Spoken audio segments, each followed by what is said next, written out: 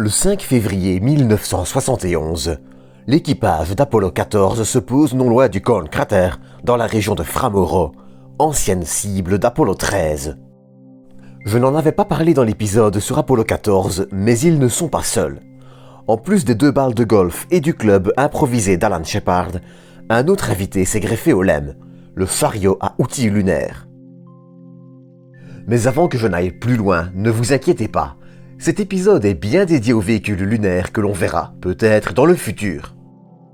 Sauf que, pour voir à quoi le futur pourrait ressembler, il va falloir rapidement retourner dans le passé pour voir ce qui a déjà été fait, mieux comprendre les débuts et les évolutions. Vous comprendrez donc qu'il aurait été difficile de parler du chariot à outils lunaire dans l'épisode sur Apollo 14, sans faire doublon avec cet épisode.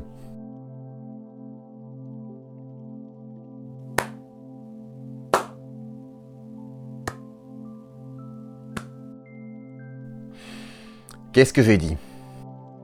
On est bien d'accord que derrière, tu viens de te rattraper d'un oubli en le transformant en un épisode pour essayer de garder un semblant de dignité. Oui, dignité qui vient magistralement de s'envoler. D'ailleurs, merci. À ton service, hein. Bref, sur ce, si cet épisode vous plaît, n'hésitez pas à le partager et à vous abonner. Allez, j'ai déjà bien trop parlé, on se retrouve après le générique.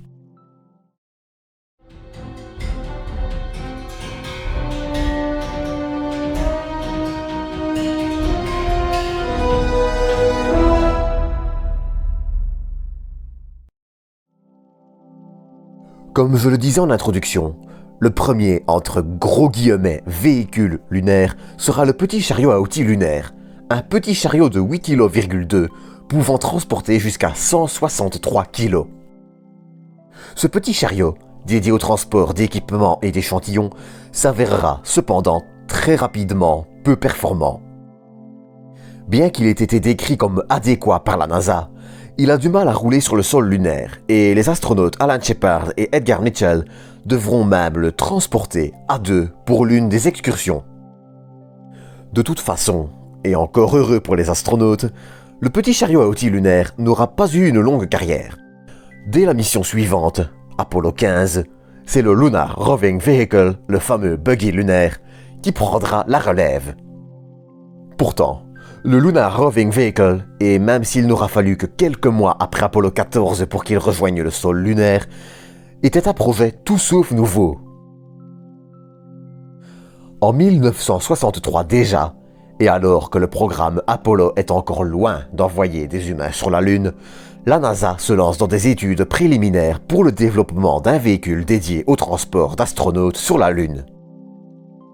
Bien que plusieurs projets soient développés en parallèle, comme ici un véhicule de test de Wernher von Braun, le plus marquant est le MOLAB. Au début du développement, un rover particulier est envisagé. Celui-ci devrait pouvoir emporter 2 astronautes pendant 2 semaines, pour un poids d'entre 2,9 et 3,8 tonnes. À l'époque, le lancement du véhicule doit se faire via une Saturne V, dédiée à son lancement. Je ne vais pas trop m'attarder sur cette période du développement, mais l'essentiel à en retenir est que, vu le prix de lancement d'une Saturne V, la décision sera prise de se contenter d'un lancement par mission. Le véhicule, baptisé MOLAB pour Mobile Laboratory, sera ainsi abandonné en 1968 après une série de tests. Finalement, entre 1965 et 1969, le projet parallèle de véhicules plus compacts et plus légers s'imposera, évoluant vers ce que l'on connaît aujourd'hui. Cependant, l'idée de laboratoire complet embarqué qui était envisagée avec le MOLAB aura, avec l'évolution technologique qui l'accompagne, fait son petit bonhomme de chemin jusqu'à une mission, Mars Science Laboratory, dont vous connaissez d'ailleurs très probablement l'élément central, le rover Curiosity. Ce qui rejoint assez bien l'idée d'un véhicule automatisé et radiocommandé, aussi envisagé pour la Lune. Mais les idées ayant été nombreuses, je crois avoir déjà assez digressé. Pour terminer la partie historique, le Lunar Roving Vehicle aura aussi un autre concurrent, une moto électrique. Si les détails restent encore flous, il a cependant été envisagé d'utiliser une moto pour permettre à un seul astronaute de se déplacer. Elle ira, d'ailleurs, jusqu'à des essais en gravité lunaire à bord d'un avion 0G. Cependant, d'un point de vue sécurité, transporter un seul astronaute sur un véhicule 2 roues semblait moyen. De plus, la moto limitait le matériel transporté et les échantillons récoltés. Cela mènera finalement au Lunar Roving Vehicle et ses 2 passagers. Lunar Roving Vehicle qui est d'ailleurs lui aussi un véhicule électrique. Comme le chariot à outils, il était greffé au LEM dans un compartiment dédié et replié sur lui-même.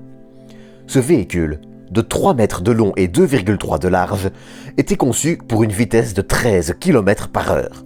Il atteindra, cependant, 18 km par heure pendant Apollo 17. Il parcourra 35 km pendant cette mission, même si, en pratique, le véhicule ne s'éloignera jamais trop loin du LEM. Il était en effet prévu que les astronautes aient toujours assez d'oxygène pour revenir à pied en cas de panne du véhicule. Cependant, étant donné que celui-ci aura prouvé sa fiabilité pendant les missions Apollo 15 et 16, le véhicule sera jugé suffisamment sûr pour s'aventurer un peu plus loin pour Apollo 17. Les buggy d'Apollo 15 et 16 ne s'étaient en effet éloignés que de 5 et 4,5 km du module lunaire. À titre de comparaison, il atteindra la distance maximale de 7,6 km pendant Apollo 17. Cependant, l'oxygène des astronautes leur permettait toujours de parcourir un peu plus de 9 km sans véhicule en cas d'incident.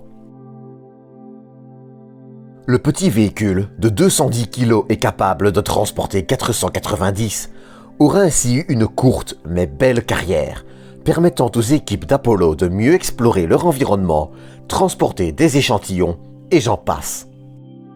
Car c'est le but premier de ce genre de véhicule, la science.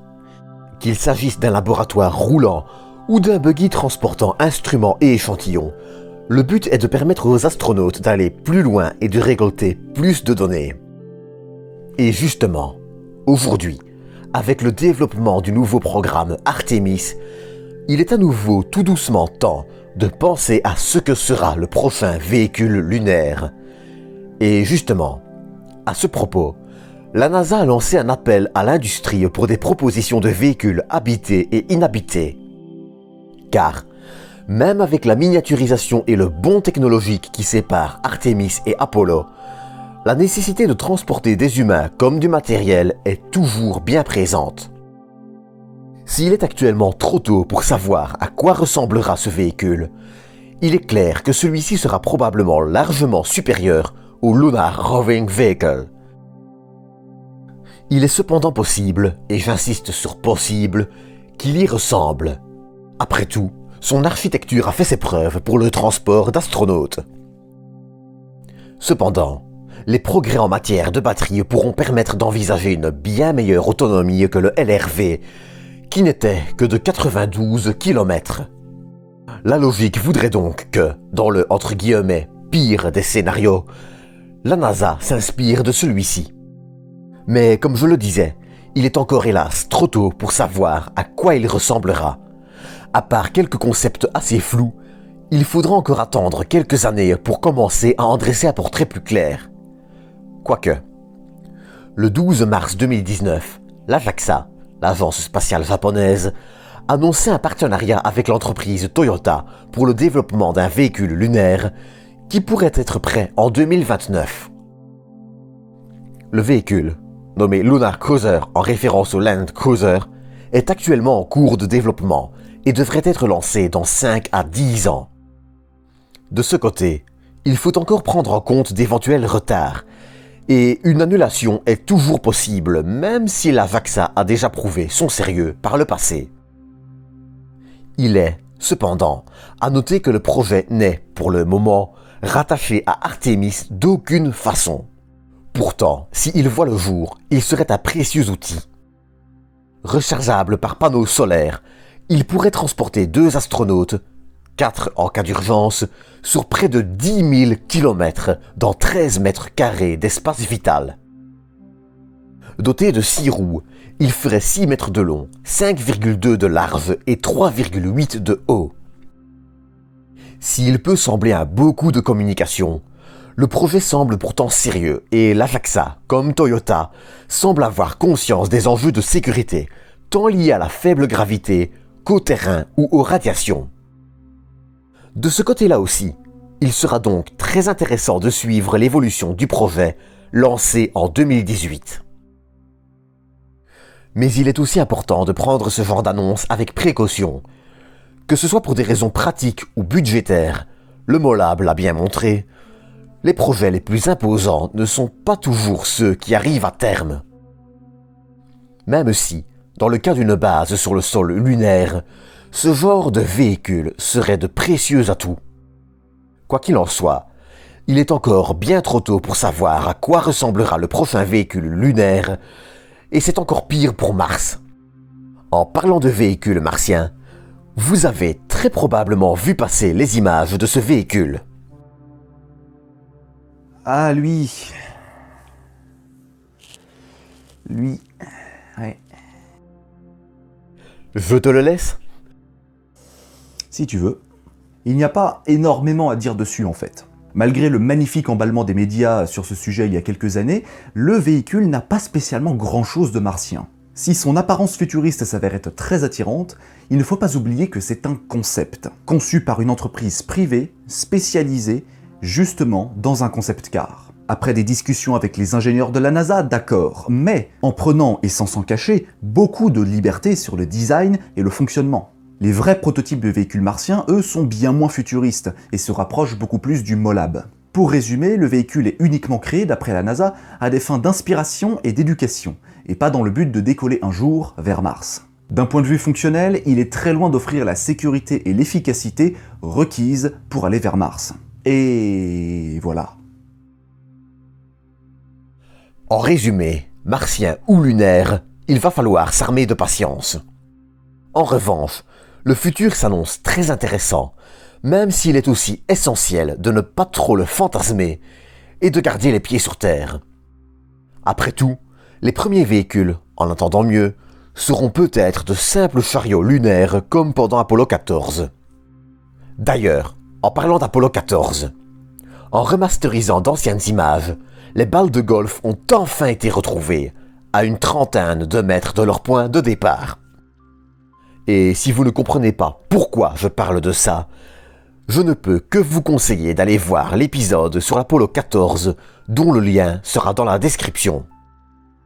Si vous ne désirez cependant pas le faire, il faut juste retenir qu'Alan Shepard, qui avait frappé les balles de golf, parlait d'une vingtaine de mètres pour la première et, sur le ton de l'humour, de plusieurs miles pour la seconde. Sauf que son coéquipier, Edgar Mitchell, aura déclaré que la première ne décollera quasiment pas, et la seconde pas de plus de 20 mètres. Nous voilà donc, enfin fixés sur ce mystère capital. La première aura fait 24 mètres, et la seconde 39. Sur ce, et après vous avoir partagé un mystère de tout juste 50 ans enfin résolu, je vous propose de se quitter pour aujourd'hui. Et je vous donne rendez-vous la semaine prochaine pour une nouvelle vidéo. En attendant, j'espère que celle-ci vous aura plu. Si c'est le cas, n'hésitez pas à vous abonner, à la partager, liker et commenter. Sur ce, je vous donne rendez-vous la semaine prochaine. D'ici là, prenez soin de vous, prenez soin des autres, et à bientôt pour une nouvelle dose d'espace.